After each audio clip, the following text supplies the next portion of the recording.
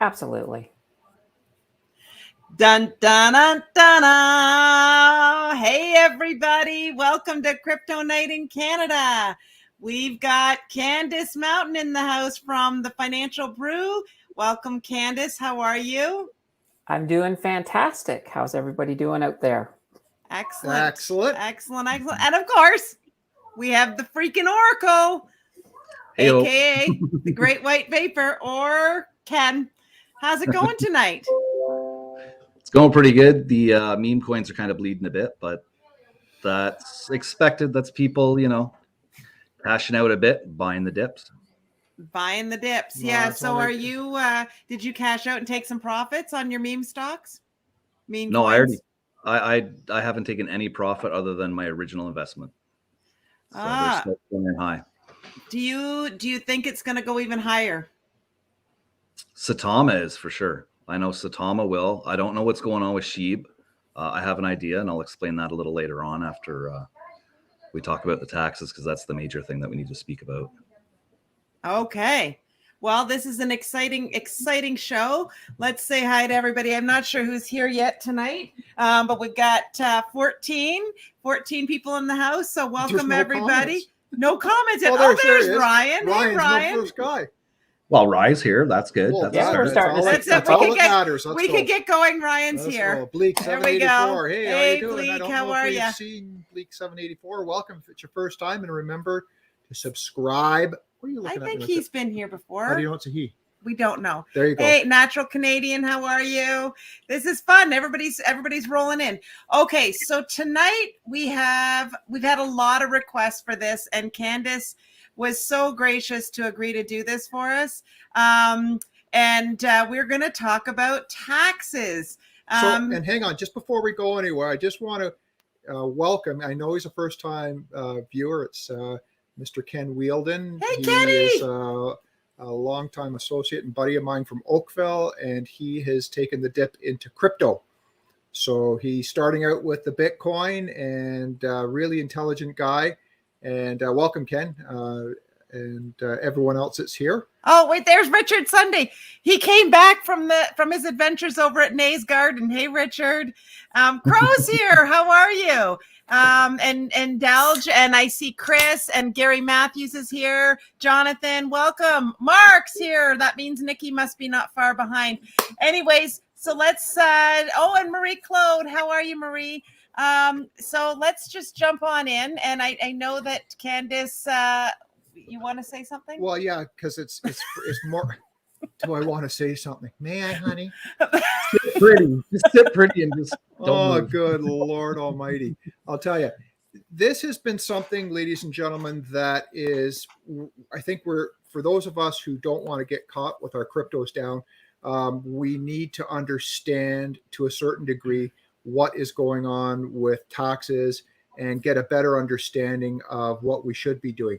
Education, whether you choose to take advice and to claim it or not, totally up to you. Understand that what Candance is going to go over has been well thought out. She is very, very good with research, and she knows her stuff when she talks about a specific topic.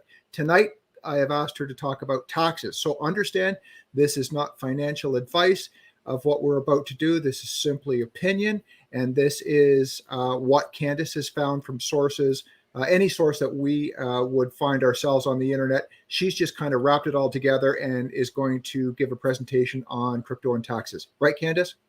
Absolutely, Tim. Excellent. So without further ado, Candance, take it away. Perfect. All right. So tonight we're going to be talking a little bit about taxes. I will preface this by saying I had made a absolutely wonderful PowerPoint for you, but technical difficulties is not allowing it to be shown. So I'm going to describe it all with my words. So I started doing this a few days ago, pulling together this information. I thought I wanted to be thorough for you guys. It was a lot of work. You could say it was rather taxing. I got that in before Tim managed to, so I'm happy about that. Okay, so crypto taxes.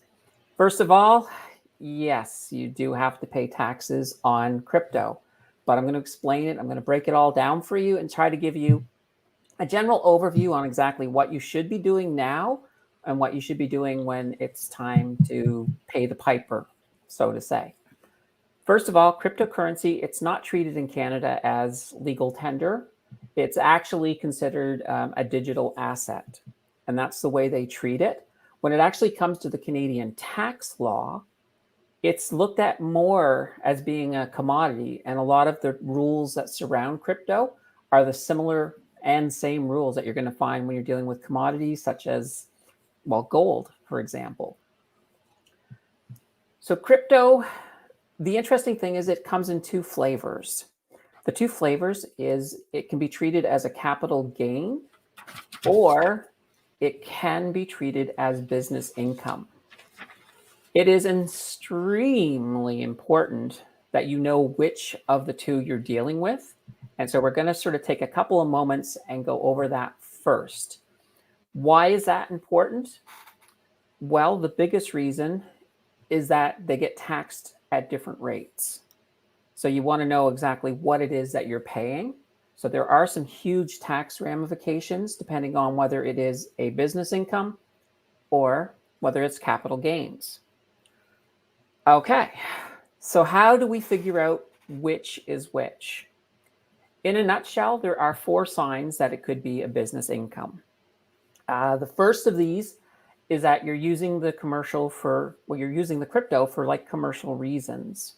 So for example, an exchange handles crypto, they're selling it to different people. So that would be considered business income, anything that they're making off of that crypto.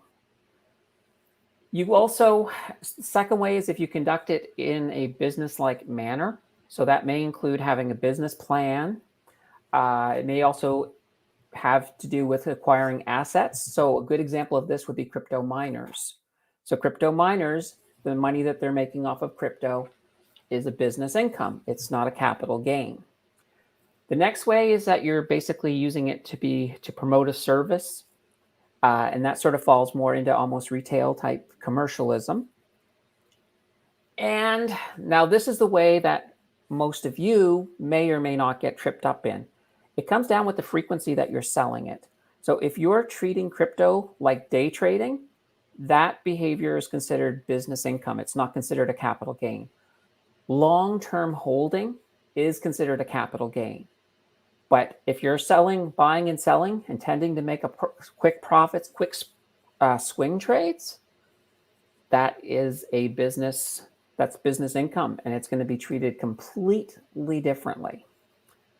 So Candace, how long would long-term holding be? Like month, 2 months, 3 months? As long as you're doing it, if you're holding it for a month or more, you're probably safe when it comes to long-term. But you're talking, when you're saying swing trading, you're buying and selling in the same day or same week, or exactly. If you buy the dip and you see Shiba go way up, and then you sell it the next day and buy something different, that's business income. That's not capital gains. Okay. Here's why this is important. Business income is 100% taxable. I'll say that once again. Business income, 100% taxable, whereas capital gains, only 50% is taxable. So there's a huge, huge difference. Now, also keep in mind, this goes both directions. So if you're if you're losing money on your crypto and you're treating it like a business, then you have a 100% write-off opposed to a 50% write-off. So that's why it's very important to understand exactly how your crypto needs to be treated. That's a lot. That's a lot. Yeah. It really is. And it's one of those things most people always hear capital gains. They hear about the capital gains. They don't realize that it comes in those 2 flavors. And it's really important to understand that, because when the tax time comes, if you think you're only paying 50% on all of your crypto and you've been day trading with it, you're going to be in for a huge shock. And that's, and that could hit your pocketbook quite a bit. Ken. I know. Yeah, poor Ken. Put away some money, Ken. Insert foot here. Okay, now let me add a few other caveats. So let's talk a little bit about airdrops, staking, and interest. Okay. So with airdrops, that's basically where they're promoting some crypto, so they're sending you some free crypto. So how that is treated is that's treated as normal crypto. However, when you're calculating it for the average, and we're going to talk a little bit about this average in a bit on how you're calculating your gains, it's counted as zero. So you purchased it at zero for your calculations. So if you got free, just to give you a straight up example, if you had somebody gave you free crypto and then you went and sold it, well, that entire amount obviously is going to be, a capital gain in that case, or a business income, depending on how you're treating it all. So that's kind of an important thing to realize about airdrops. And staking is the same way. So if you stake, so let's say you stake your Polkadot, and that 12% annual interest return you're getting, that is also counted as crypto, but at starting value of zero. So when you purchased it, you would fill in, and I'm going to show you a form. Well, I can't show you the form. I'll describe the form to you later. Okay. What I will do is I'm going to put a copy of this up on the crypto website. So the stuff that's a little bit complicated will be there. And so somebody like Nikki out there, who's probably frantically writing with her pen, trying to get this all down, It's true. will have a copy of it. Perfect. Because I'm trying to frantically write as well. Yeah, and Candace, we may be able to get around this and just you and I do another presentation on a different platform and where you can bring it up. So exactly. Well, what I would almost recommend too is the two of us, we should just quickly throw this into a video form with the actual spreadsheet. Doesn't mean those 29 of you right now should chime out. I mean, stay tuned. No, stick around. Stick around. It's going to get interesting. Okay. Interest. So some people like to put their, let's say their Bitcoin over there on BlockFi and pick up some interest on it. That interest is 100% taxable. It is income. It's not called crypto, even though they're paying you in crypto. It's still considered 100% taxable income. And that's how you have to claim your interest. Poor interest. I know. Now, there's a bunch of things that you should be keeping track of all year long.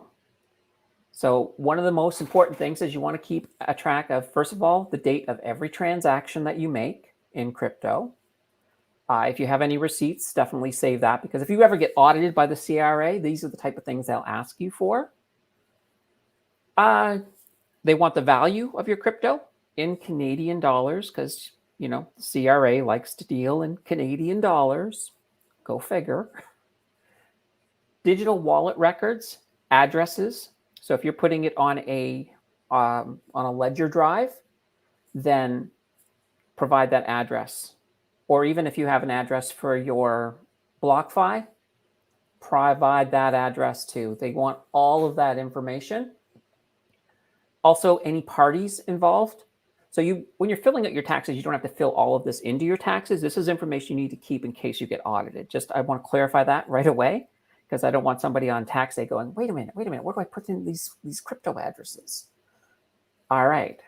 So anybody involved, even if the person involved with your transaction, even if you only have an address for them, so a wallet address, just write that down, put it down, keep that for your records. And if your exchange has any records, save those as well. And all of your exchanges will have records of all your transactions. Some of you will be backtracking with that as we get closer to tax time. If you paid any accounting or legal fees, or if you paid for the tax software that you're using to calculate your stuff, keep track of that as well. Some of it can be written off. So it's a nice little thing. All right. Now here's the favorite part. Taxable events. What is a taxable event with crypto? Well, the most obvious one is if you sell your crypto. So when you convert it from crypto to fiat currency, that's a taxable event. And I think everybody knows about that one. If you exchange from one crypto to another, even though you may not even see cash, so you may do a version from, let's say you converted Bitcoin to Polkadot.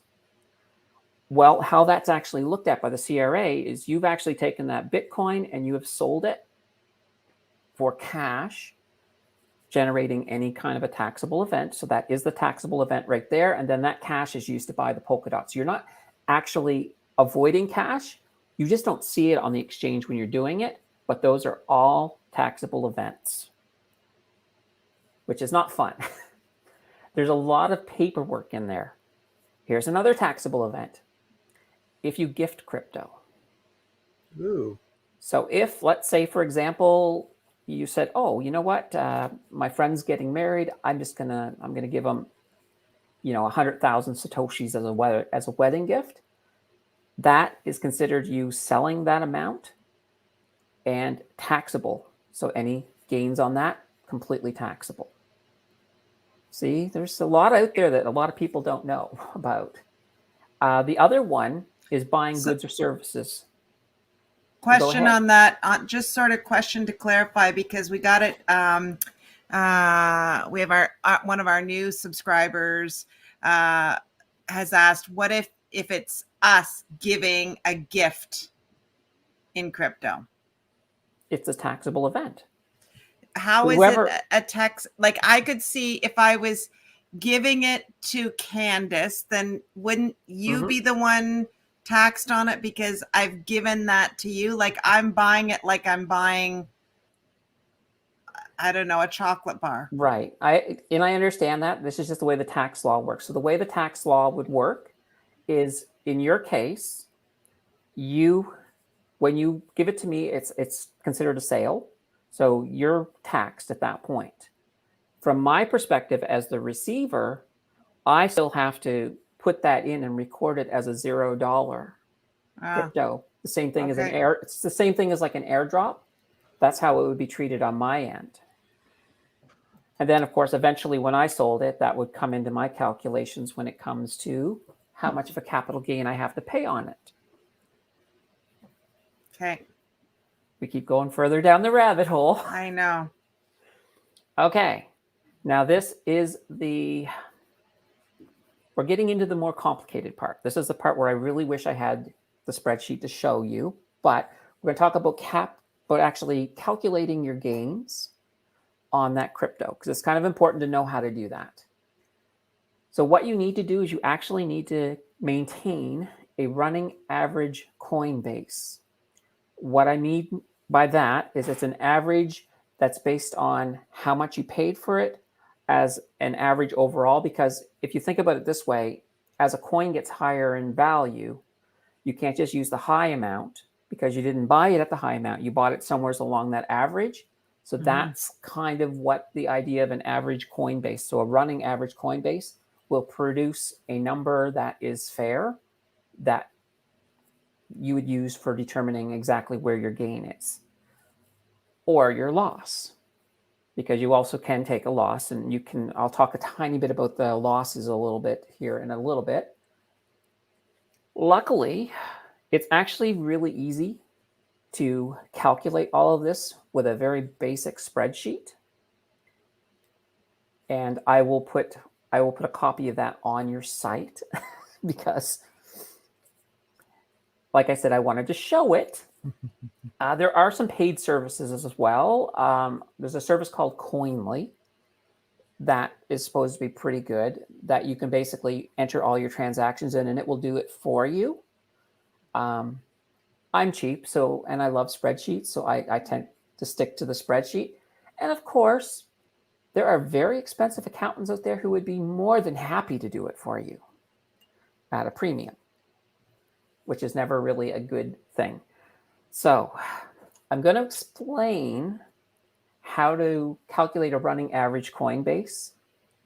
So in a nutshell, what you're going to do is, in a spreadsheet, you'll basically chart your date of each purchase. You'll then keep a running tally on how much you purchased. So once you have a date and how much you purchased, you can then tabulate how much the value of your account is. And then basically, and this is something I don't think I can really explain without a visual aid, because we're talking about a lot of numbers, and I start throwing math around and people are starting to put aspirin on sandwiches because, they're going to need it.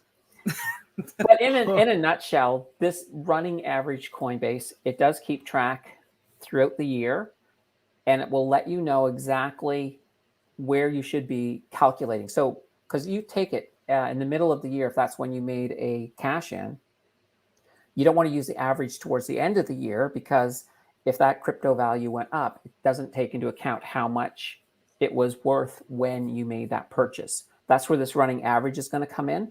It will basically pinpoint exactly where you were on the average. So that way there you're getting the fair amount. So when you actually do your calculation. And then, of course, at that point, if it's business, 100%. If it's capital gain, well, you're looking at 50%, which is kind of, I don't like the business one myself. Couple little odds and ends just to tie things together. First of all, capital gains can be used to offset capital losses, and it doesn't have to be in crypto. Anything that is considered a capital gain across your portfolio can be used against another capital gain item in your portfolio. So if you had a capital loss, let's say with stocks, but you had a capital gain in crypto, you can use those to cancel each other out. However, if you have an income loss, and we're not talking business, but we're just saying, let's just say you have an income debt. So you owe on your income tax, you can't cover that with capital losses, which is kind of one of those things. You just can't use a capital loss to cover income tax owing. What you can do, though, is capital losses can be used in the next year, so you can transfer them forward.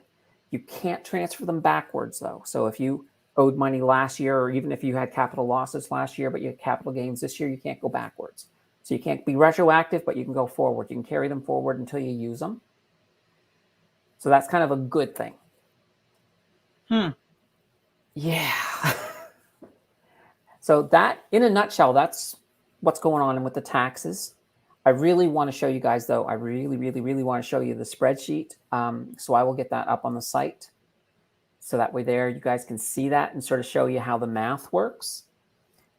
As well, if anybody wants to set it up and they run into issues with it, they can certainly talk to me, because I'm very open about troubleshooting. Yeah. Which is a good thing. Well, a funny little story on a tangent. My last video, I had done the walkthrough on how to set up the ledger, and down there. And what I got is I got a comment from somebody who was having an issue. And in the comments, I troubleshot this person's ledger, and it actually led to them having to do a complete reset and then have to enter in all of their 24 words to get back in. But wow. it was a success. So it's kind of neat. Sometimes I'll get questions like that in the comments, and it's like, you know what? I got your back. I'm there for you. I love it. So Candance, I've got a question for you. You know that, and to the community as well. I have set up Coin Tracker, and I have coordinated with APIs from certain wallets or exchanges and so on and so forth. So I get a report every day of my realized gains, losses, and stuff like that. And I would imagine that, as you had mentioned, that it's the sort of the average of the price over the year.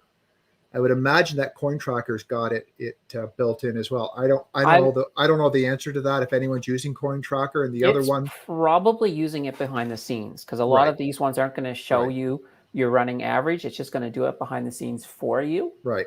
One other thing just to point in mind is that you have to keep all of your crypto separate. So you can't sort of like lump up Bitcoin and Ethereum in together.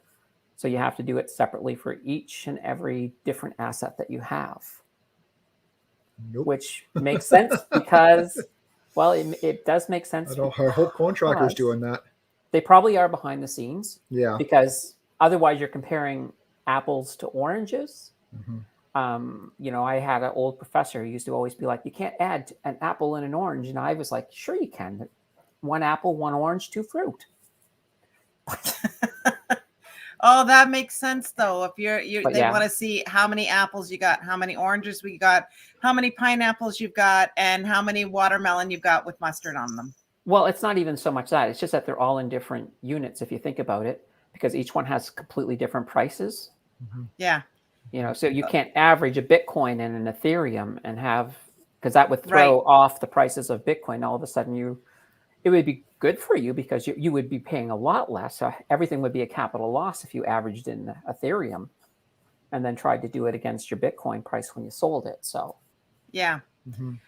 Okay, so we've had a lot of comments. I'm thinking we should go back and take a stab at answering a few people's comments. You can search those and just just bring them up. I've been talking. I haven't actually seen the comments. Sorry, guys. So yeah, and one of the things you mentioned, Candace, was that for if you're parking your Bitcoin or whatever it is in BlockFi. So I actually get monthly reports, and at year end last year, I actually sent that in and claimed it on taxes. So I was totally upfront with what interest that I'd earned on that. Because that was interest, so we have to pay on the interest. That's right. So That's that was an on my income. tax return. That's right, 100% on the interest. Okay, now Moonbright, if you lose your coins, you're never going to be able to realize a loss or a gain because you can't sell them. You can't do anything with them. So if you lose your coins, it doesn't count as anything. They're just gone. Right, which goes to probably, I think this is probably Ledn. So you wouldn't be paying taxes on your purchases because you're just never going to sell them. So as long as you don't sell anything, you haven't got any realized gains. Exactly. Now here's the other thing too. I mean, we're looking further in the future, but you take Costa Rica, you take El Salvador, where Bitcoin is legal tender. Their tax laws are going to be different because they can't be creating these gains every time you use it. Otherwise, it becomes inefficient as a currency. So eventually, once it's adopted as a currency here, eventually, someday, they will change those laws. And these laws are still sort of evolving because the CRA is still kind of wrapping their head around Bitcoin. And as they get further and further down that rabbit hole, you're going to see these laws change and modify a little bit over the next 10 years before it settles into where it's going to end up being. And whoever the last person was, buying and holding is not taxable. And Ledn had even said, if you stack your Bitcoin and never sell it, well, you never have a taxable event. Right. Well, it goes with any coin, right? Same thing. So this is Patricia. She's saying with the Shakepay Visa, when buying, you have a possibility to earn Satoshis. Is that taxable? Yes and no. If you sell it, it is.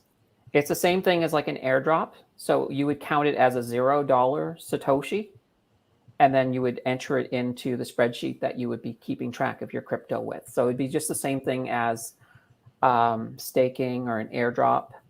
So it would just be $0, but you wouldn't pay any taxes unless you actually sold it. See, that brings to mind. We'll take Shakepay, for example. Tim, did you shake? Yes. Good. Take Shakepay, all those free Satoshis you get, you've got to claim all of those, and they would be $0 ones, the same as staking or an airdrop. So, it's kind of anytime you get something free, you're not getting it for free. Simple as that. Yeah. No, this was really good. I think this is enough to get everybody's head wrapped around it for tonight. Obviously, as we get closer and closer to the new year, taxes comes up all the time. I think for us, we've been interviewing accountants, and one of the biggest things we were asking them is, how familiar are you with cryptocurrency? Do you understand? Because we hold a lot of it, so we need somebody that's going to know how to manage through all of that for us. And we'll be launching our new Candace will be launching her new site. It's called H&R Blockchain.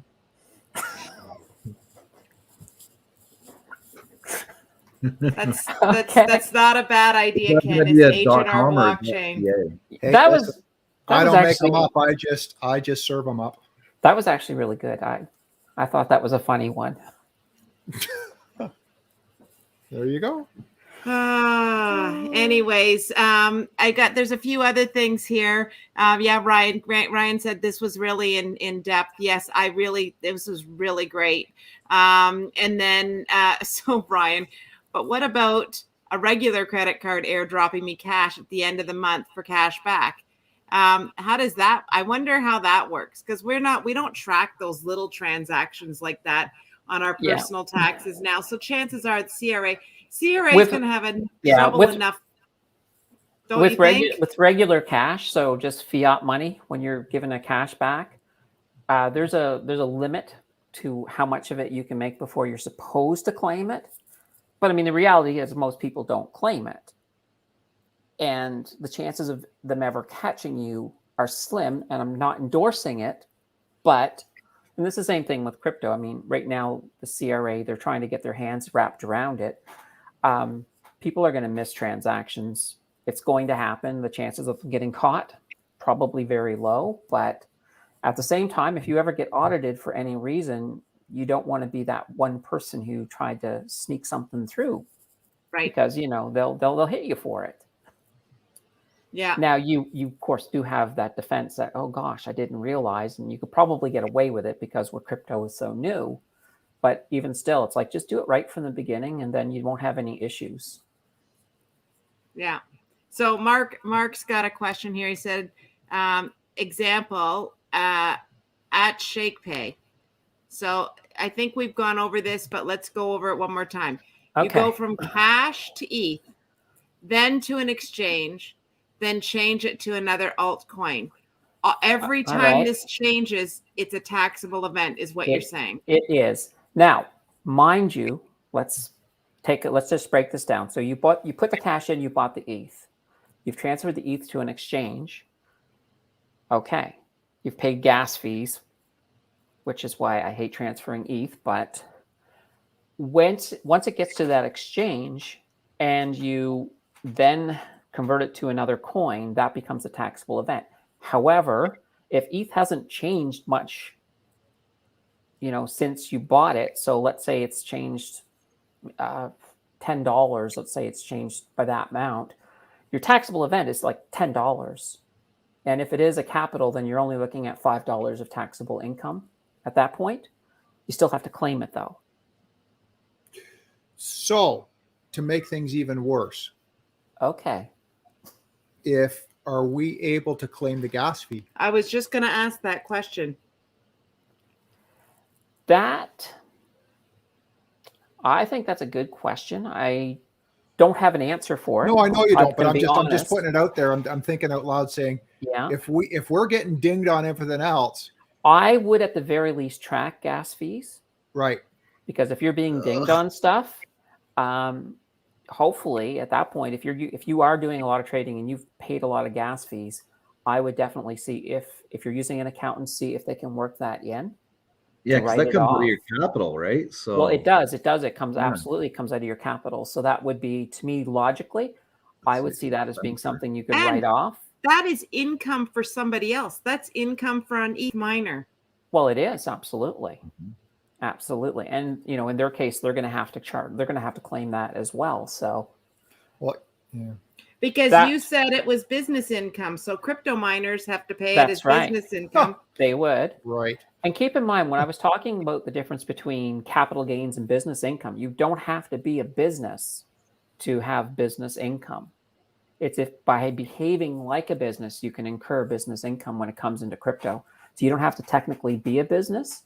However, let me throw this out there. If you are day trading and you're making your income from crypto, there's no reason why you shouldn't go out and register yourself as a business. And with that, you'll have a lot of write-offs.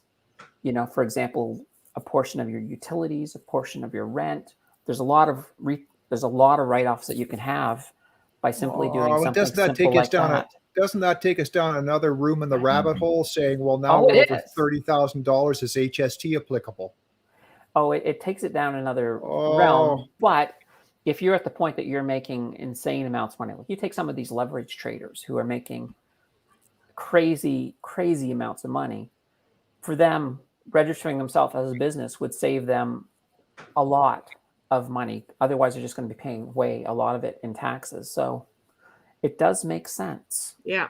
So Ryan's piping in and he said he wouldn't be able, the taxable event cannot occur without incurring the gas fees in that case. So he thinks we should claim it and roll the dice. I think you should too. I think Ryan's absolutely 100% right on that, because it does, to me, that sounds like a business expense. They don't address it in the tax code yet, but like I said, even like between last year and this year, there's been changes to the tax code as they're wrapping their heads around it. But I would claim it. The worst thing they can do is say no. Yeah. Well, yeah. Once they calculate all your numbers, there'll be a huge amount of money missing, and they're going to be like, "Well, where's this money?" That's my gas fees for the year, Except for but then they say prove it. Yeah, but you got to look at it this way. Your transaction IDs for all your transactions. It shows the cost of gas you paid, where and when, and and that's why you're saving. It's all in the That's blockchain. why you're saving. That's why you're saving all of that information. But keep in mind, if you don't claim it, the CRA isn't going to come and say, "Oh, it looks like there's money missing." They're not going to care about that because it's in their favor if you don't claim it. So I would definitely give that a try and give that a claim, because if you can get that money, anything you can save, I mean, it's better in your pocket than in the government's. Excellent. Candace, you were amazing for doing this for us all. I know the community, the comments have been just overwhelming, thanking you and for all your information, your hard work. And honestly, we really, really appreciate everything you've done for this. It's wonderful. And I think Candace will put our thinking caps on and see if we can just do a tape version so that those slides are up, because it'll probably it'll make that last part. Make that last part a lot easier to see, because then you can see the spreadsheet how it works. Yeah. That's awesome. And we'll put a link also on that spreadsheet to the coin tracker that we use. So then everybody gets a copy of that too. So we'll post that in the Facebook group. And welcome, Neil. Hello. The Crypto Hick. How you doing? I'm all right. Sorry, I'm just a little rushed. I just got set up. So what'd I miss? Nothing. Everything. We talked about taxes. Everything. Well, you know what? I'll have to watch the video. Yeah, we talked about all the secret stuff on how to. Oh, I got something important now. Don't forget to hit that subscribe button, everyone. All right. You're so fun. Thank you for saying so. I was like the other day, I was like, I got to start saying that because we keep forgetting. So I can do one thing right. I can say that. They rose above 800 this week, so. We got over 800 subscribers. We're talking about that in the pre-show, and it was like we were at 784 for like what seemed to be worse than a bear run, and it was like, oh my lord, are we ever going to get there? So now it's like 805, 803, 802, and so we've hit the new base of 800. We've got I feel you. I'm sitting at 96, and I'm just like, you'll get there. It'll quickly roll. 4 people. That's right. It'll roll. Trust me. That's right. It'll roll. So it doesn't help when Ken leaves, though. That's right. So we brought a few people to the party because there's some more things we want to talk about tonight. We'll get out of the depressing taxes conversation. We needed to talk about it, but we didn't love talking about it. One thing, Len, this is probably your cue to leave, because not yet. again. Not yet. I want to actually talk about, before Len leaves, because he'll probably make some comments on this. One of the most exciting things I read today was all about how one of the largest banks in Australia has announced that they are going to custody and help people. They're partnering in with Gemini to help people on and off cryptocurrencies. Not just Bitcoin, but they've got at least 10 projects that they're going to start with right straight off. So it's so exciting that this is becoming more and more and more mainstream. And this is not a little bank over there. This is one of the biggest. It's called the Commonwealth Bank of Australia. And so I think the exchange is called the Dingo Exchange. So totally. Why do you steal the thunder? Because someone in the community is going to Google Dingo Exchange. Oh, For some people that went over their head, but for most it went down under. As long as we're not talking about dingleberries, that's all. Oh my Anyways, God. Bingo, HO baby. Dango HO baby, for sure. So anyways, but this is pretty exciting. We're moving into mainstreams little by little. It's coming. It's coming. It's just starting to trickle. I saw there was something about MasterCards getting involved now. Yeah. So, it's just, it's that trickle, and then there's going to be a slow run, and it looks like it's starting to happen. So, yeah. No, it's pretty exciting times. Second thing I wanted to talk about, since this one doesn't seem to be turning anybody's crank the way it did mine, I was pretty excited about it. Today, I was on quickly over my lunch hour watching, my fave, the Best Business Show with Anthony Pompliano, and as I was on there eating my sandwich, honest to God, there seemed to be some altercation that started to happen between him and that Ben Bitboy guy. And then I was forced. I had to stop and I had to go over to Ben Bitboy, and I was watching. And you know what it reminded me of? It reminded me a little bit of our show. Yeah, When we all talk about NFTs and altcoins and all that sort of stuff, and then Ledn or Joey puts a comment in telling us not to do that. It felt like the same thing. I felt like, oh, they're copying us. Who is? Pomp and Ben Bitboy. Ben Bitboy. The Bitboy guy. Ben. What's his name? Ben? Ben. Ben. From Bitboy. From. yeah, Yes. Bitboy It's crypto. not Ben Bitboy. It's not Ben Bitboy. That's like saying the great Canadian Bitcoiners. It's not. It's the Canadian Bitcoiners. And no, you're our favorite Bitcoin podcast. They are our favorite. They are our favorite. They They have are a the lot. Bitcoin maxis, Yep. and we defer to them a Anyone lot. has anything about, and Ken Wielden's still on, I'm going to have to connect you with Len. Yeah, you probably live in the same neighborhood. They do live in the same neighborhood.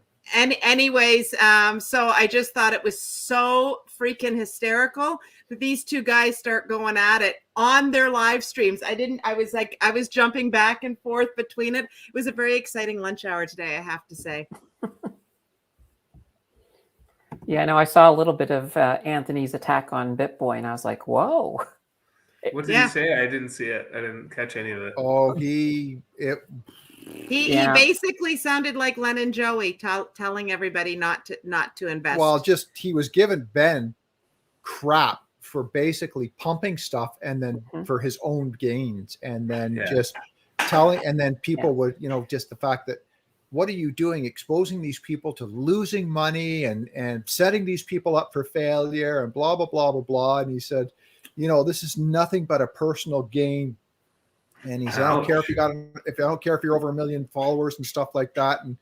He called him out pretty good. Down. It was like, this Anyways, is not going to end. The chances are what will end up happening is, because they both said on their live cast, they both said that they wanted each other to come on their streams and they'll duke it out. It's guaranteed they're going to do it. Guaranteed. Anyways, hey, now the party can start. Mr. Tim Perry's in the house. How are you? Good. How are you guys? Good. So what's new? Let's talk about some coins. I want to find out from Ken. Ken. Yeah. Oh, the Squid Game coin. You didn't buy into the Squid Game coin, did you?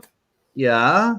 What? What? Really? Yeah, I'm $2.1 million richer, man.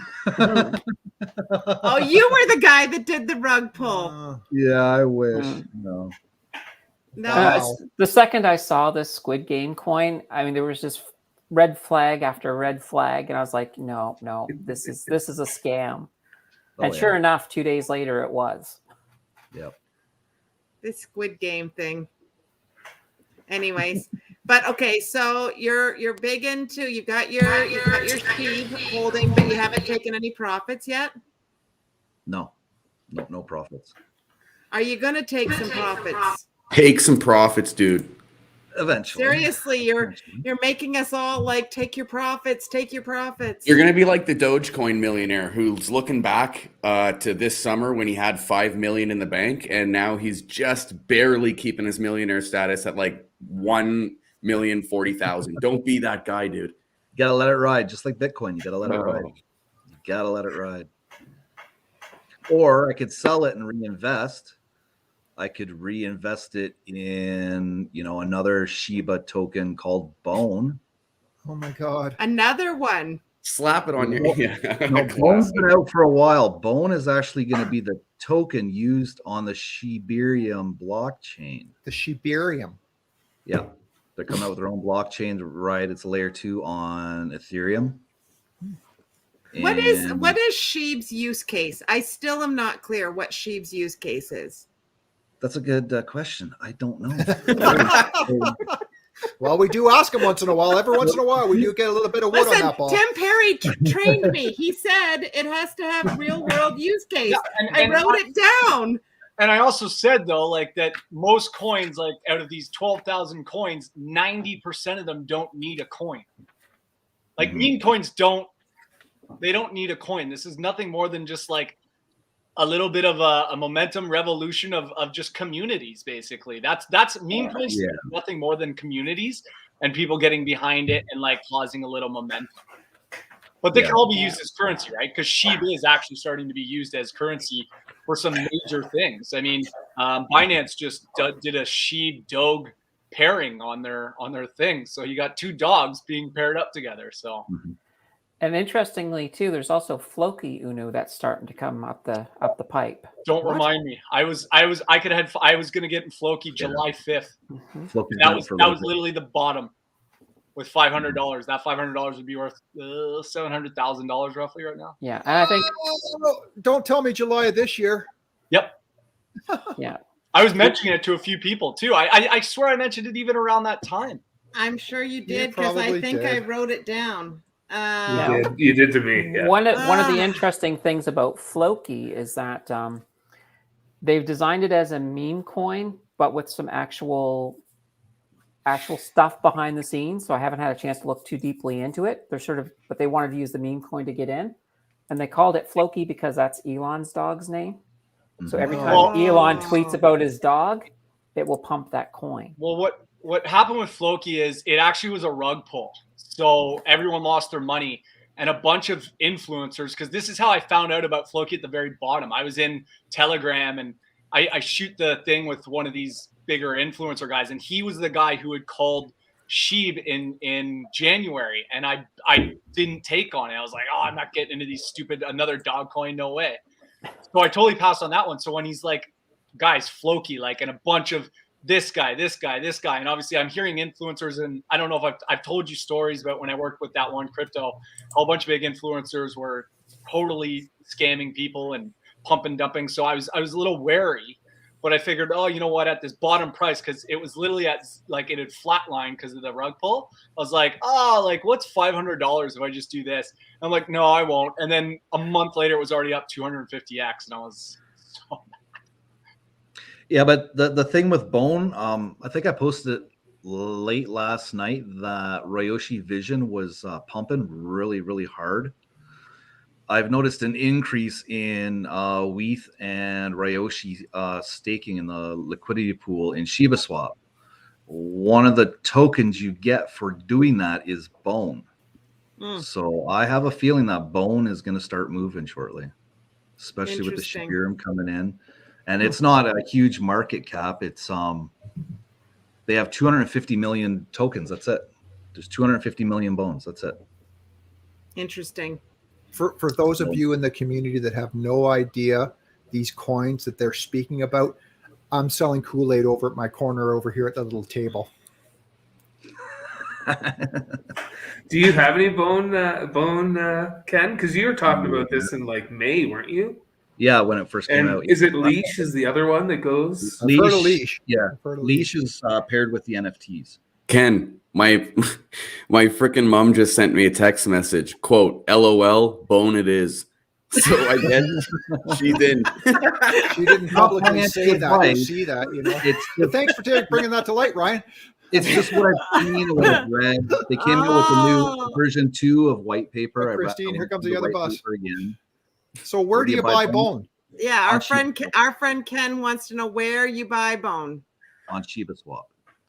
on Shiba Swap. Oh. There might be an exchange or two out there. I heard possibly an exchange or two might have it, but other than that, it would be Shiba Swap. But Shiba Swap's no different than Uniswap. It's all based in ETH, so it's nothing different. So it's not like you have to gripe about it. It's the ETH platform.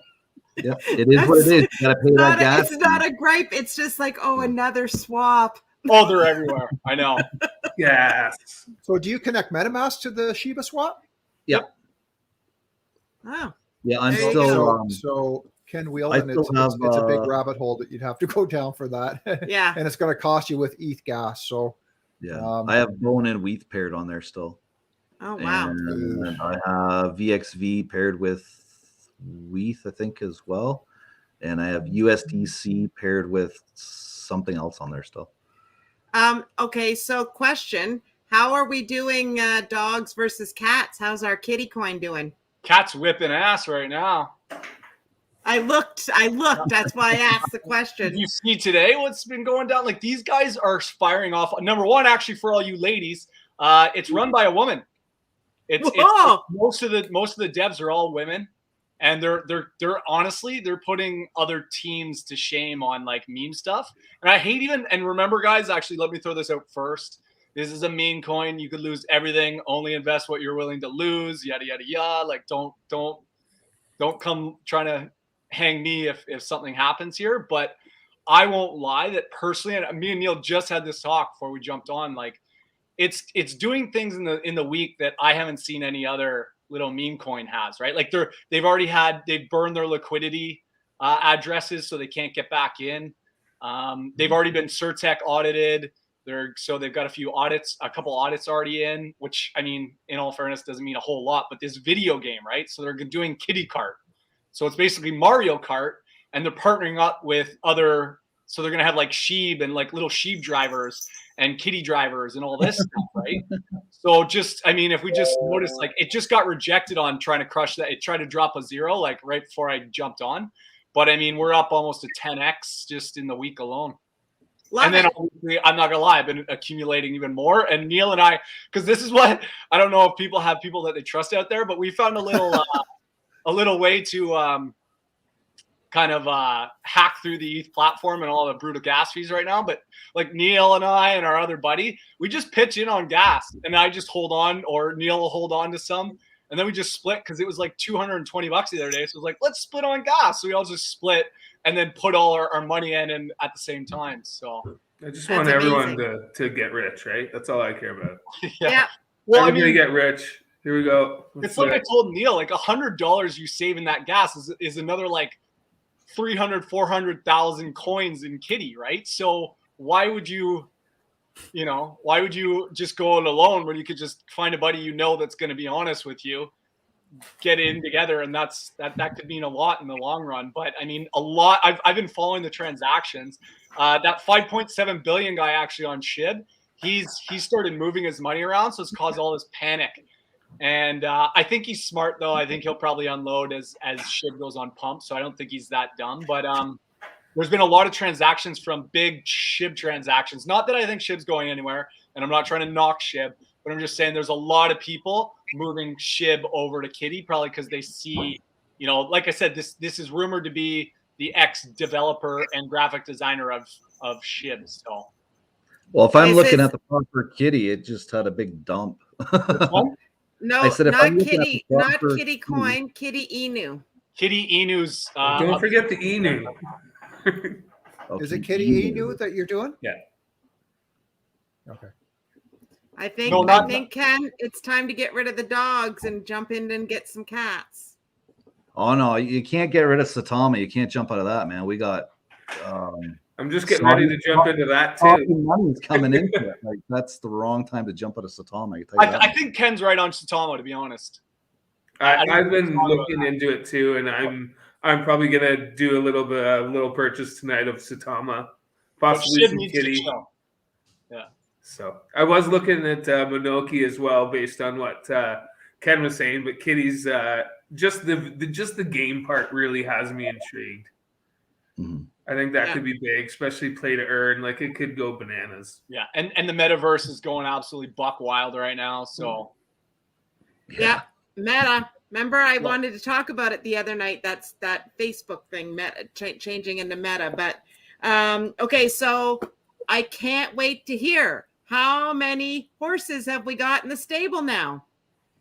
I've only I picked up one. I put a pretty big hold on it just because I feel like it could be time for alt season to really go off. So I'm just kind of I did a lot of research. I've got a couple horses that I want to bring in to fill out the stud. But I did buy. Here, I'll share my screen. I did buy a stud Genesis. So let's do it. I'll do a quick share. Excellent. Well, while you're doing that, can Tim Perry, can you let Sarah know how we buy Kitty? Well, also natural Canadian, because this is the problem. Like, is it Kitty Coin or Kitty Inu? It's Kitty Inu. Soraya, use CoinGecko as your Bible. Everyone should be using CoinGecko as their Bible. So you would go to CoinGecko, bring up Kitty Inu. It will have the contract there. You will go to Uniswap and you will copy and paste that contract into Uniswap, and then you'll get the right one so you don't get a scam. Also, just a bit of a hack, people, if you are a night hawk or if you can stay up late, it's much cheaper to pay for gas after 11 o'clock Eastern time, if you're Eastern time. If not, set your things, but it drops about 50% between 11 and 2 a.m. Wow. And yes, 12% slippage. Thanks, Kyle. Correct. Set your slippage. All right, so this is the new edition. This is it's not surprising, really. I picked them up for the same price as the previous Genesis Super Rare, and it's Aggressive Azure. And the reason why I targeted it, so this is them. Not a bunch of races. I think they've had about 10 races. Didn't buy them to profit from their racing. I'm more buying them for breeding, specifically coats. But they had a couple decent races, and that one provides me the largest probability to create with regular horses or common horses, rare and super rare coats. So that's why I targeted that particular stallion. And then I've been looking. There's a couple more that have popped up that are pretty inexpensive that I'm humming and hawing about. But I'm probably going to buy some more coins for a bit first. But I'm just looking mostly for the Finny, which is the second level. I'm really looking and digging into horses' racing stats and their bloodlines, because that's going to be the one that I really focus on racing, where the Buterins are going to be where I try and get colors, because I think that'd be a good place to start for people that are entry that would want a certain color or rare color. I might be able to do something there. So. And I almost picked up a Nakamoto the other day. It wasn't a Genesis or anything, but that's the highest breed or the highest horse, or the most desirable horse would be the way to put it. But I got outbid in it, but I was being conservative. I'm trying not to get too crazy. I went a little nuts to start with, and now I'm just trying to put everything together. It's awesome. But I did stay up and watch. There was a race called the Melbourne Cup or whatever, and it's called the race that stops a nation. And it happened on Tuesday, or I guess it would have been Wednesday in Australia. And because I've been doing this Z Run, which is based out of Australia, and doing a lot of following, they had this one through Mana Decentraland. You could go in and have a viewing party in there virtually, and they actually had the real life race on the big screen in Decentraland. Wow! And that was them hosting the party. So it's just, there's a lot of interesting stuff going on. That's amazing. So this is great. And you know what, Neil? I think because you've done it early, all of a sudden we're going to get through alt season.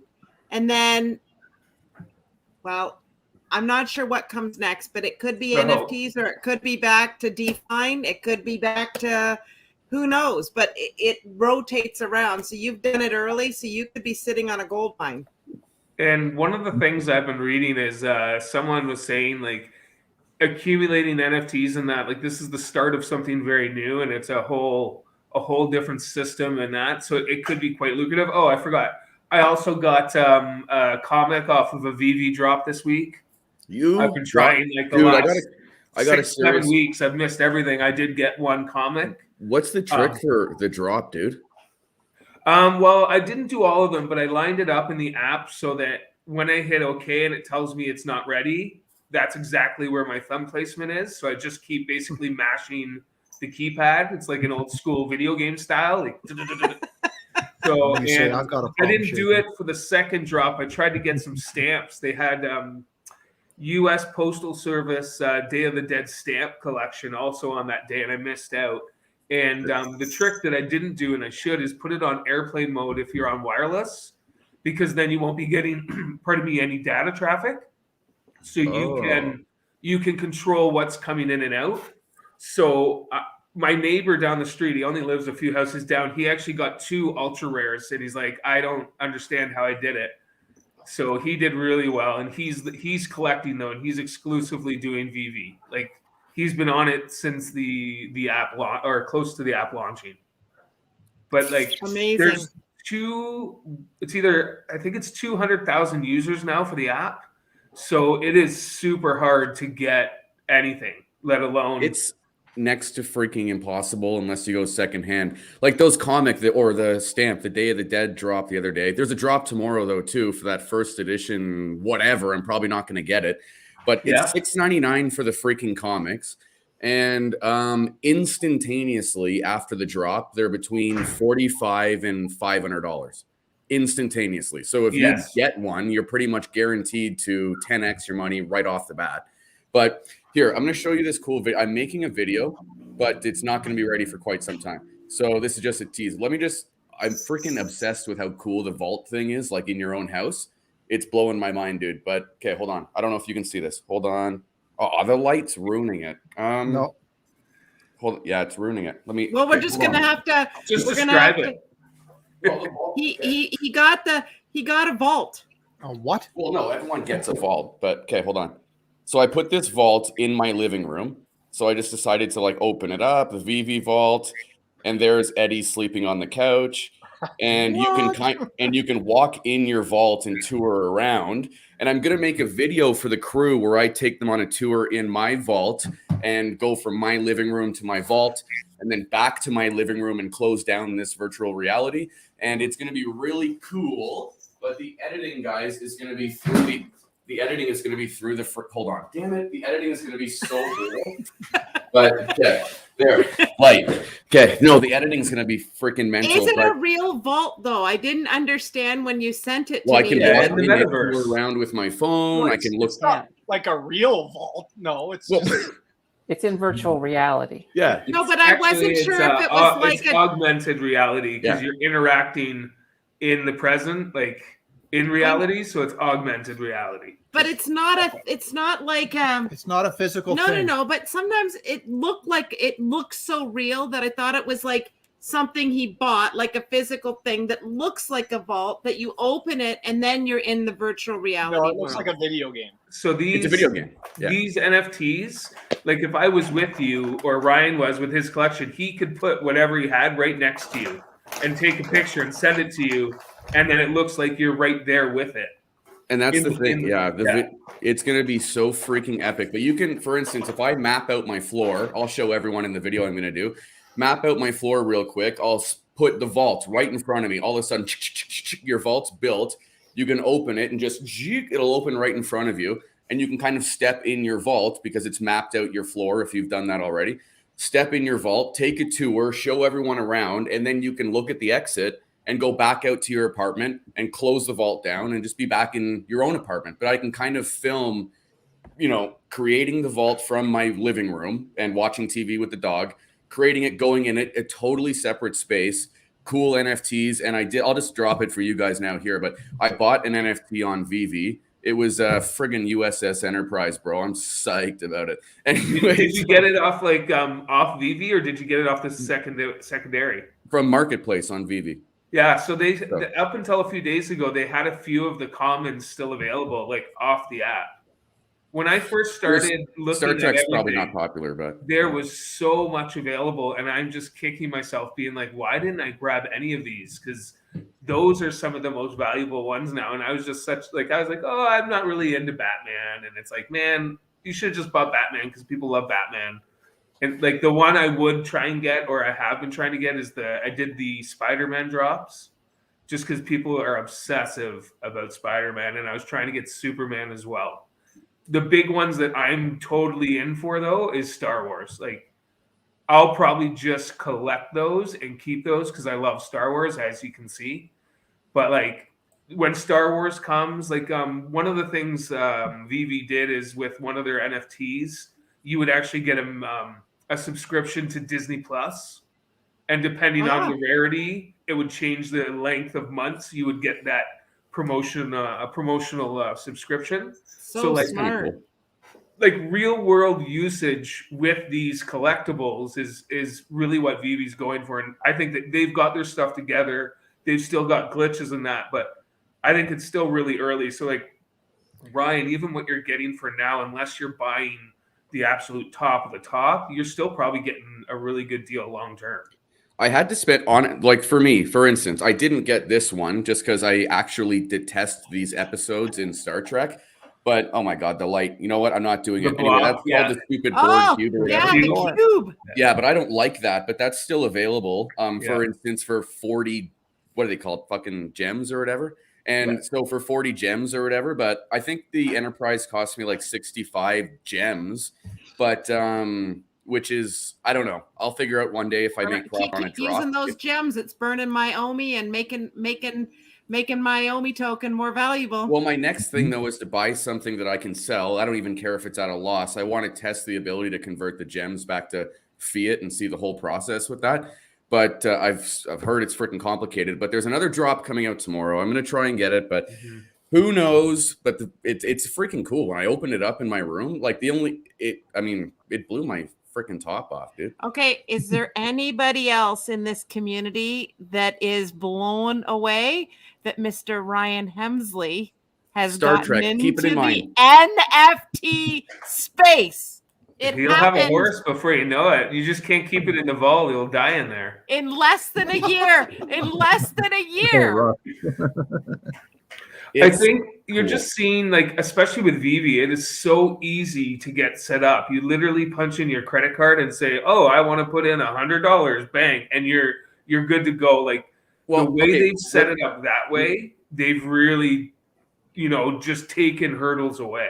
Dude, let me just tell you straight up how I see this going, because I was totally against the whole VV thing because you couldn't take it off. And I was realizing that's not the freaking point with VV, though. At the same time, it's a totally different model, I feel like. And I feel like VV, for instance, I don't have any kids, but in 10 years from now, for Christmas, you're going to be getting kids a freaking VV that they can, whatever, as Star Trek, whatever, that they can play with in their own showroom. Because it's going to be very easy for a kid to map their bedroom, create a vault, and be totally freaking locked away with Spider-Man, Batman, and every character they've ever seen in their entire life. I don't know. For me, I'm sold my Superman for $1,000. Nice.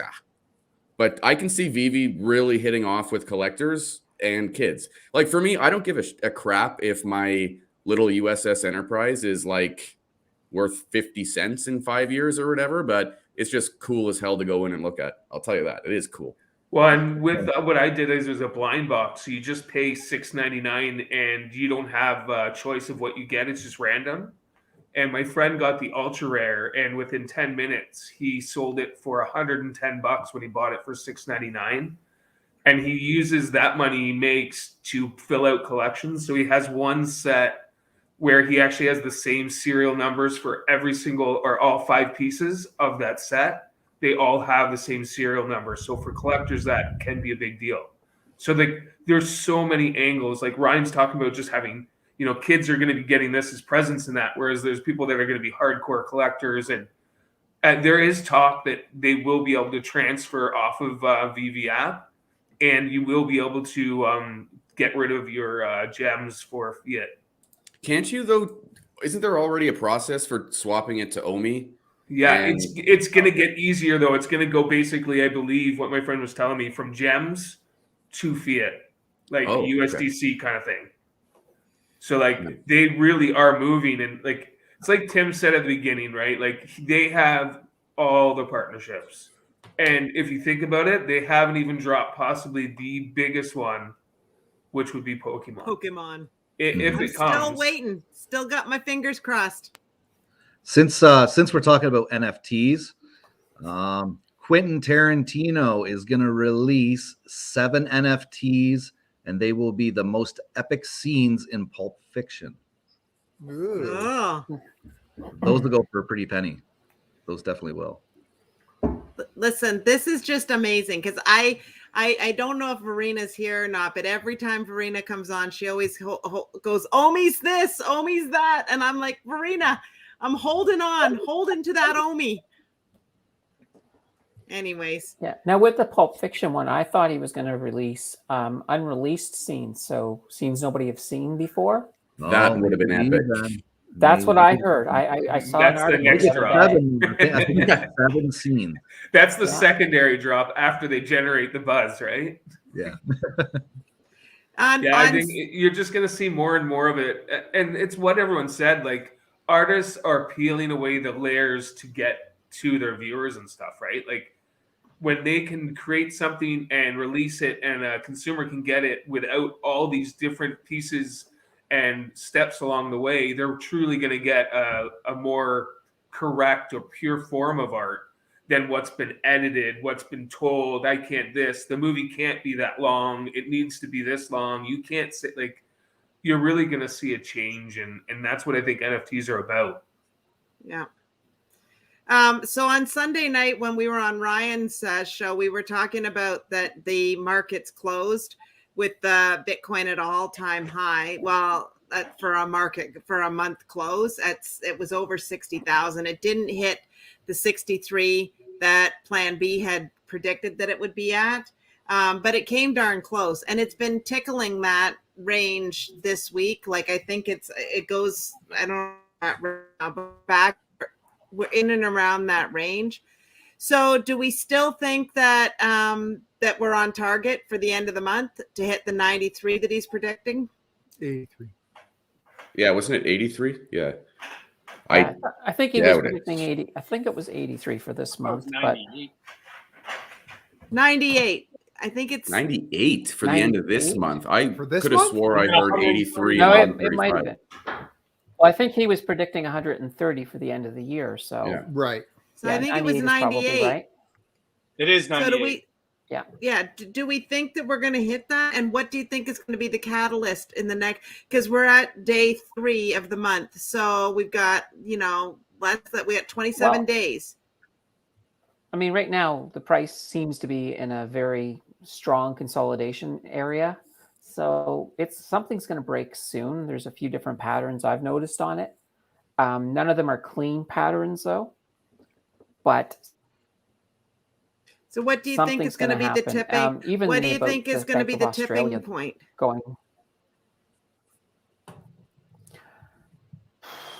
I think it's just going to be it's hard to say what'll cause the tipping point. Almost anything could be a catalyst or could be, we're running out of space in the consolidation. So it's going to break. It's going to break one way or the other.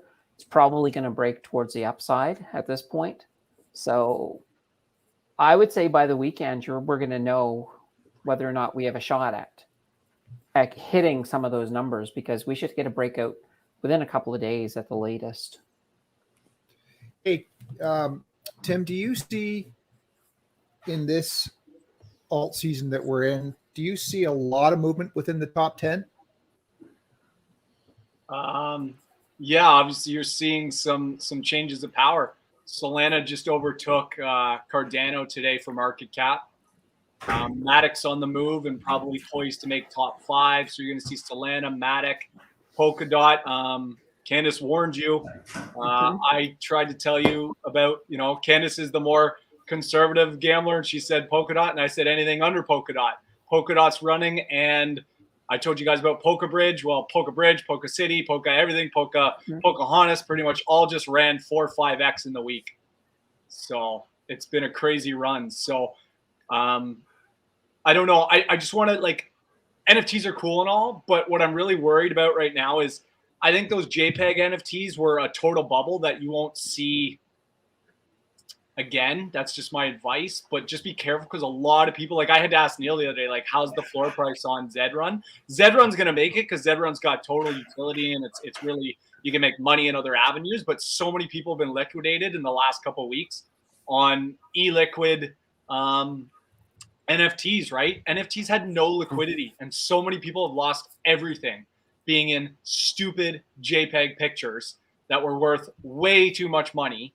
And they're getting liquidated. And then once again, that's why, like, you know, I've checked in on Neil, like, you still got your coins? Yeah, good. Because right now we're shifting to coins, you know, and NFTs are getting liquidated. But something like Zedrun, that's not going anywhere. VV's also not going anywhere. So what you guys just mentioned is good. But just beware of all those other, like, what is it? Jungle something that's really popular. Maybe Neil knows. Everybody lost. That got all liquidated. Lots of people lost everything. Yeah, I haven't really touched those ones. I'm looking for a little bit more art. But so Zedrun had their inaugural tournament. It ended on Saturday.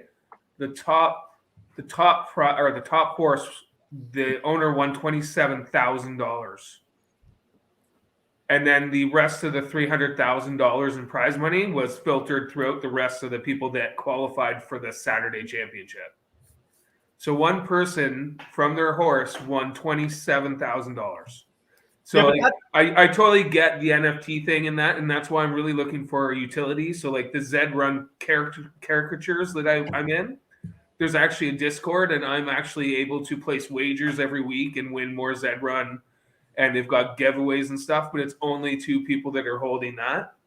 So there are things like that you're looking for, but yeah, I'm really pulling back on that and shifting more towards like the coins, just because I feel like if I can be patient, I can probably pick up a few more ultra rare Genesis, but I really want to make, you know, life-changing money.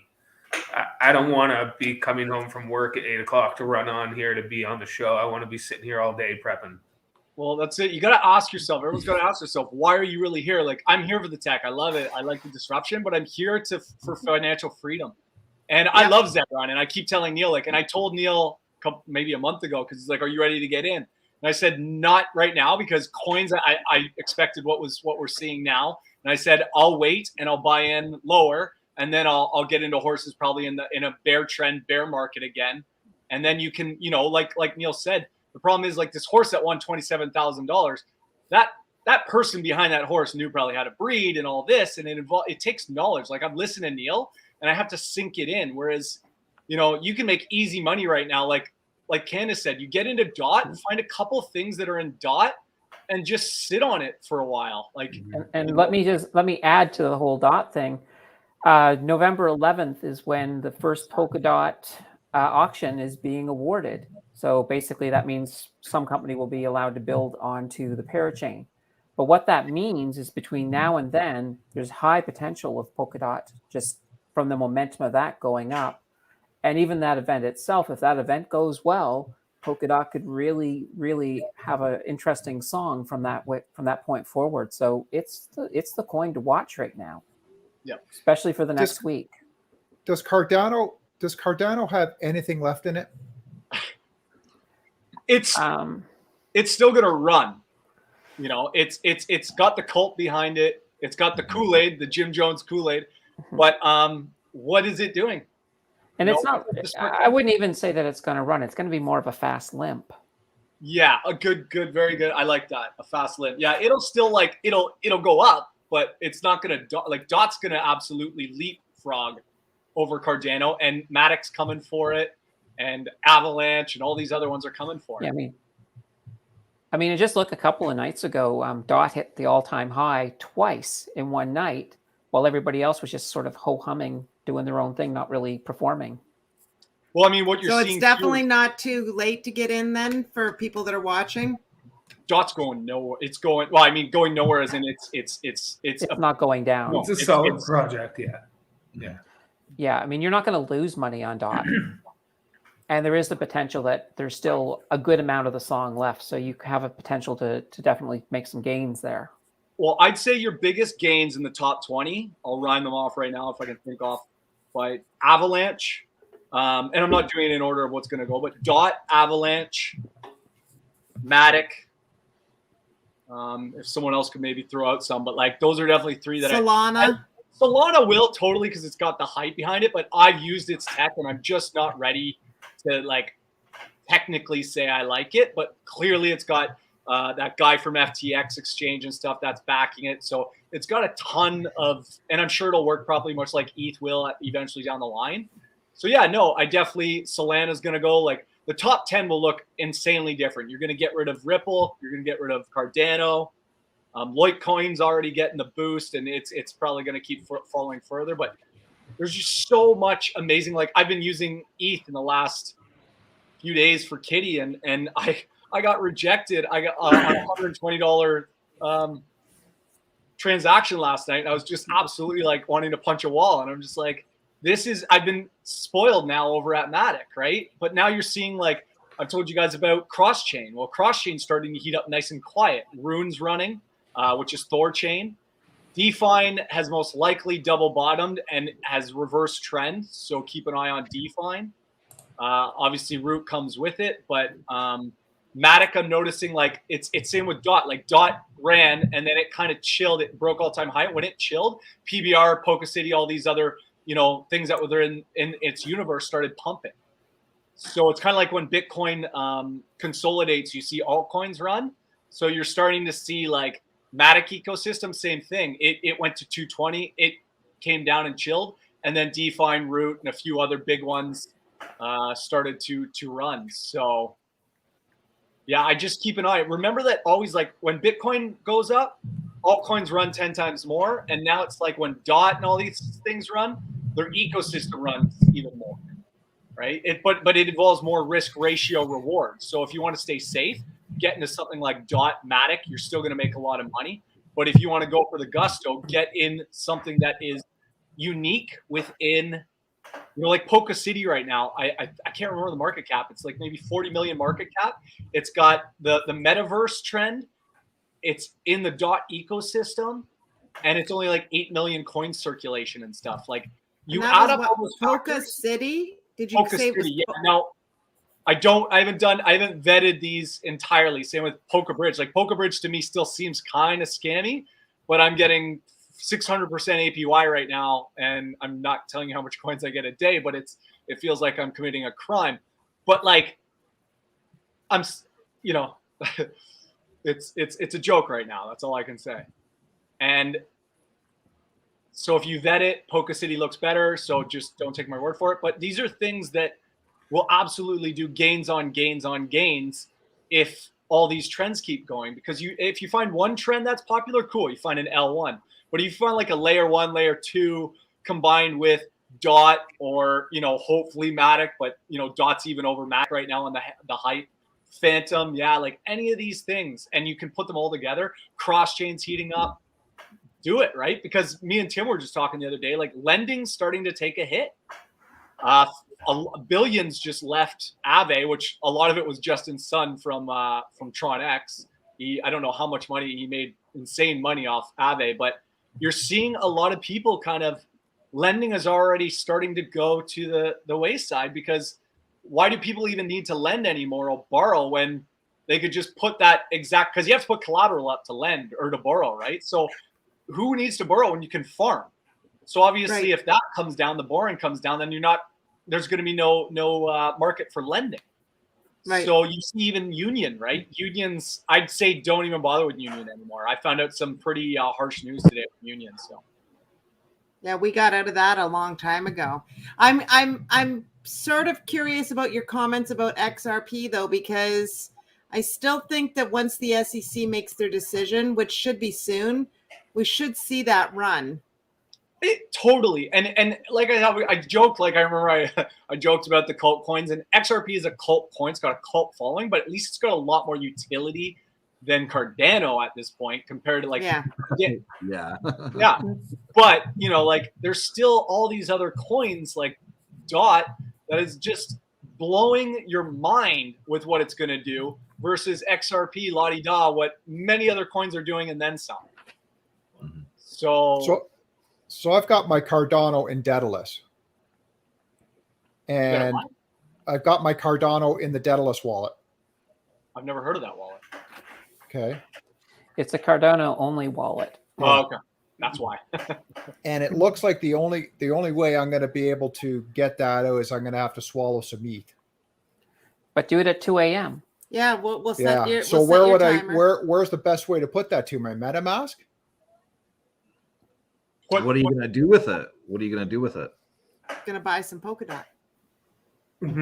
Well, Dot would still, Dot's still on ETH, but eventually all those Dot ecosystems will switch over. And that's the funny thing. You can make fun of Ethereum all you want, but everything that's like the Dot ecosystem is still technically on Ethereum, you know? So we can make fun of ETH all we want, but it's still the platform that is the go-to while all these other things are getting their HIT together. Phantom, I think I think it's on its own now, but they all started on ETH. Yeah, your best bet would be to send it to MetaMask and just buy it through MetaMask, like connect to Uniswap and do it that way. Yeah, I mean, basically, you only want to do one transfer. Yeah, because you I'll don't put it into want my Atomic. I'll put it into my Atomic. I mean, Yeah. if we're talking saving fees, though, if you could just send your Cardano, can you send your Cardano to possibly because you don't want to go into Binance anymore, or to a SendX or a KuCoin if they trade in Cardano and then switch it for Dot and just hold it there till fees are cheap? Or even if you have Kraken, for example, that's a pretty Kraken's good good. exchange. Yeah. Oh. That's if you want to keep it on an exchange, though, right? Well, But once not you- forever, just till gas comes down. Yeah. You know? Well, if Gas you're will gonna come down. do that, see if you can find an exchange where they're staking it. That way, at least you're making a little something while you're waiting. Yeah. Well, with Kraken, you get a 12% annual on it, and you can stake it there. there And you there's no limit. Like you can stake it as long or as little as you And I want. So haven't- it's not locked I in. haven't heard anything bad about Kraken. They're pretty What- reputable. Oh, Kraken. What about that one I sent you? Is it Candance, the FEMEX? Right. I mean, you can use it. I mean, normally Phoenix is used by the leverage because you can get 100 leverage on it.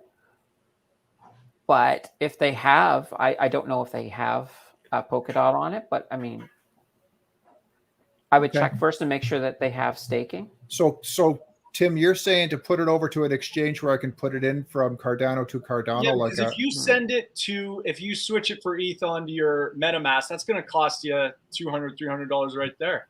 So if you can get it from Cardano, send your Cardano to an exchange that accepts the Cardano. I'm assuming the fees are a lot cheaper on Cardano. So get it somewhere there where it also has Dot on that exchange, and then switch it for Dot and just wait till fees come Exactly. And Kraken is one of those places Or- where you can switch it from Cardano okay. to Thank Dot. you, Candace. I will. I'll get Nancy right on that. She took notes, so I think she's already on it. down. Ken was oring us. Or you could wait until the 13th and use SataMask when it comes out. What's Satan? They're tooting less fees. It's Satama's new mask that's going to be competition for MetaMask. I'm buying Satama tonight. You'll be able to take like your 12 or 24 keys for MetaMask. You'll be able to load that into the Satama mask and your wallet will come up. And it's supposed to be less fees. But how is it less fees? Because MetaMask only, you pay the ETH fees in ETH, you pay the Matic fees in Matic. So where's the fees in Satama that's going to rectify that? How's it going to rectify being on ETH? Because the exchanges, I believe, end up getting paid a little bit of that gas. So if they tone down on how much gas percentage they make from the transaction, then the fee is less. But you're not if you're swapping on a decentralized exchange, they're half the time it's going to the liquidity fees, but you're not paying. Like when I do an exchange on Uniswap or when I do a swap on Uniswap, I'm paying because I'm on the platform that's expensive. So if you're on Satama's version of MetaMask and you're still dealing in ETH, you're still going to pay ETH gas fee. Like there's no way. I don't know. That's what they claim, that it'll be cheaper. So that's their big tooting right now. So I don't know. Wow. Well, on that note, we're at an hour and a half, folks. So I think we'll start to wrap it up. I do want to mention that I think the tentative date for our virtual networking event is going to be December 1st. I will have more details next week. Did I not tell you? No. Anyways, we'll still. Was that next week, or was that next week, like 2 weeks from now? December 1st. December 1st. I'm going to have a link. So we'll start off on Crypto Night in Canada like normal. I'll give everybody the link for the virtual networking, and we're hoping that everybody will join us and you can manipulate around and come in and talk to each of us. It's a really great, fun platform. I use it all the time at work, but it'd be fun just to get you so you can talk to each of us. And anyways, this has been amazing. Yet again, Candance, thank you for the tax conversation. That was very well done. Neil, it was great seeing you again. Tim Perry, awesome as always. Ryan, we'll see. I can't wait to see this. I'm not sure what it is, but I'm excited about it. The vault, and Ken, hopefully you're not going to be a millionaire by next week and leaving us. So there you go. Yeah. And thank you everybody for joining us tonight in the chat. It has been fun as always. Have a good night.